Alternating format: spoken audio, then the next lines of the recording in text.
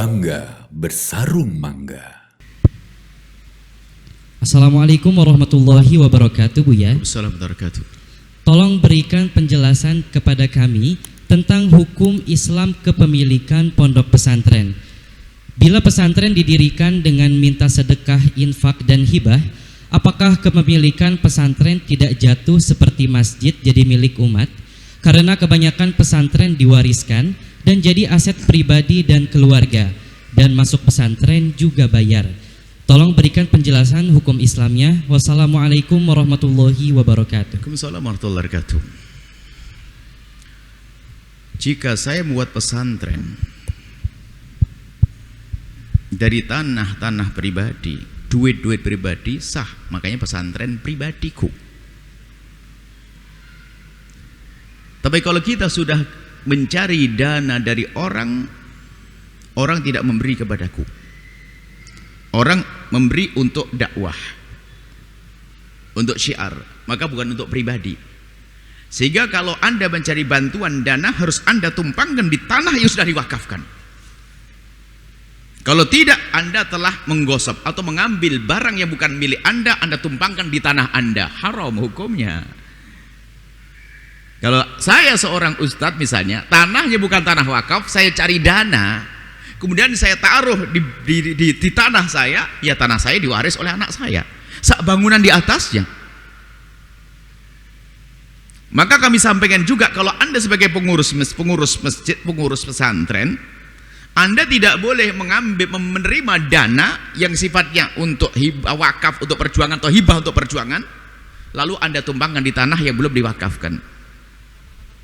Miliknya orang belum jelas, Anda tanggung jawab. Ibaratnya begini loh ya, itu tanah Anda, dan saya bangun sesuatu di tanah Anda, yang salah siapa? Anda mau jual tanah Anda, suka-suka. Yang salah saya, ngapain saya membangun di tanah? Tidak boleh, lalu saya komplain, kan saya yang bangun. Anda tidak ngomong, siapa suruh? Kenapa kamu bangun di tanah saya?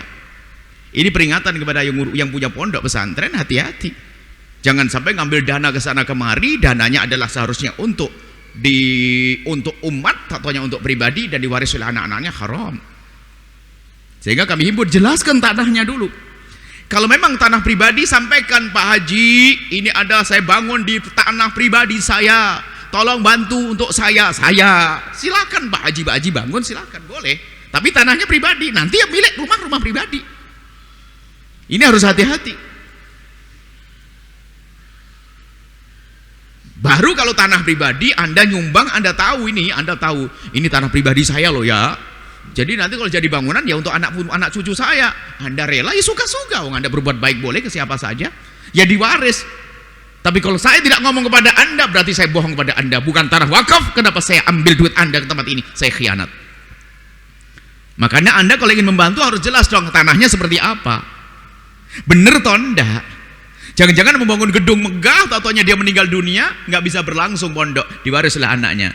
Anaknya nggak ngerti agama, urusan saya ternyata. Akan saya buat mall kok, saya buat toko. Lu tapi yang bangunkan kami, mana tahu. Ini dana saya panitia pembangunannya, urusan ente. Ngapain ente nanam di tanah abah saya? Ini belum wakaf. Ini kami ingatkan masalah-masalah semacam ini. Haram kalau saya mengambil dana yang Anda titipkan untuk perjuangan lalu untuk tanah pribadi saya. Oh haram. Kecuali saya bangun untuk diri saya sendiri, tanah sendiri, duit saya sendiri, saya kasih gelar namanya pondok siapa saja, suka-suka.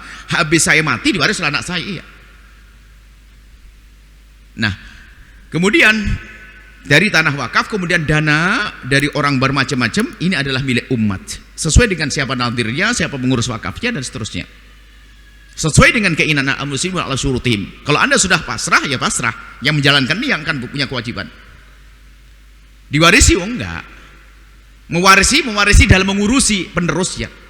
Yang paling berhak ya siapa? Yang di situ. Apakah anak dari ustadz yang kiainya? Bukan dimiliki, tidak, enggak boleh dijual. Kemudian ada yang berkata, lah tapi kami kok daftar itu kan milik umat. Daftarnya kok bayar? Bayar itu untuk manajemen. Enggak, siapa yang ngasih makan ente? Yang jelas pondok ini adalah milik umat. Adapun yang masuk bayar lagi, ini bukan masalah ini, pembangunan sudah jadi. Tapi kan gurunya harus ngundang guru yang ngajar kita. Ada sebagian mengatakan, loh kalau ini dana untuk umat, dana umat dan sebagainya, berarti kita gratis semuanya. Kan milik umat loh, enggak. Dia kan punya aturan. Yang menazir wakaf dan pengurusnya punya aturan. Ini akan saya jadikan sekolah, dan ini yang sekolah santri hebat-hebat. Makannya dari mana? Bayar dong. Itu sah. Dan duitnya adalah untuk kebutuhan mereka, untuk pengembangan dan selanjutnya sah, bukan untuk kocek sendiri.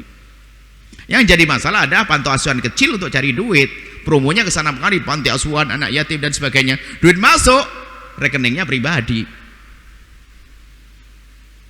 Dianya beli mobil mewah, baju mewah, makan enak, yatimnya tetap kerupuk. Ini problem begini. Kita perlu kejujuran di hadapan Allah. Maka pengurus-pengurus pondok pesantren harus waspada masalah ini. Kalau Anda menunda-nunda mewakafkan tanah itu, keburu Anda mati lihat diwaris oleh anak-anak Anda nanti.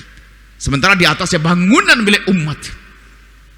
Tanggung jawab Anda di hadapan Allah besar. Ini harus waspada. Betul, pertanyaan yang bagus. Ada masalah bayar itu tergantung masalah manajemen dong. Manajemen tergantung. Ya kayak begini saja bisa saja yang masuk masjid ini adalah yang kamar mandi harus ini karena ada air. Pembayaran sah-sah aja. Kan dikembalikan pada untuk perawatan dan sebagainya. Bangunan dibangun tapi nggak ada yang ngerawat, hancur. Ngerawatnya pakai duit. Bukan tentang milik umat lah kami bebas semuanya. Enggak, ada aturannya dong.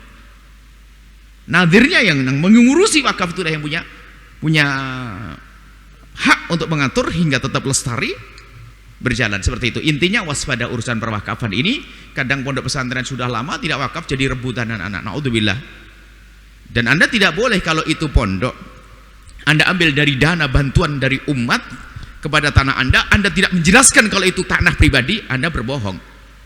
Jelaskan ini tanah pribadi loh Pak Haji. Maksudnya pribadi gimana? Ya nanti kalau saya mati ini diwaris oleh anak saya, harus berani ngomong gitu. Alhamdulillah tanah kita semua wakaf, kita tidak mau. Tanah kita wakaf selesai. Pondok Al-Basir enggak. Bahkan yang belum wakaf jangan dibangun di atasnya. Ya tanggung jawab saya suruh ganti nggak mau saya. Bagaimana? Tidak punya duit saya. Tanah pribadi tak taunya sudah dibangun di atasnya. Wah, gimana gantinya? Nggak punya uang saya. Tidak boleh. Justru ini pertanyaan yang bagus lagi. Terima kasih agar semuanya waspada. Dan Anda kalau ingin membantu harus waspada. Di mana Anda membantunya? Sudah jelas belum tanah ini? Pribadi jangan-jangan. Sudah dibangun gedung megah, diwaris. Waris halus aman, berebut berantem dia. Hancurin nanti pada akhirnya. Ngendes Anda melihatnya. Seperti itu. Apakah Anda tidak mendengar ada di kota ini ada masjid yang ternyata dijual misalnya? Misalnya, yang salah siapa? Yang salah yang bangun, karena tidak bangun di tanah wakaf misalnya. Ini harus ada kejelasan. Anda bangun masjid di mana? Nah kalau tidak diwakafkan tanahnya, kenapa Anda bangun? Yang salah Anda, kenapa Anda bangun di tanah yang bukan wakaf? Yang punya tanah punya hak dia, apalagi dia mati, ahli warisnya yang pergi dari Australia dari datang, ini milik saya tak jual, nggak ngerti urusan wakaf. Berarti yang salah membangun. Hati-hati dalam hal ini. Terima kasih. Pertanyaan yang bagus sekali supaya waspada. Untuk umat ya untuk umat. Cuman nanti malah penggunaannya itu adalah tentu ada manajemennya yang harus dirapikan demi lestarinya sebuah program. Wallahu a'lam bishawab. Sahabat Al-Bahjah TV, setelah menyaksikan video ini, jangan lupa bersolawat kepada baginda Nabi Muhammad.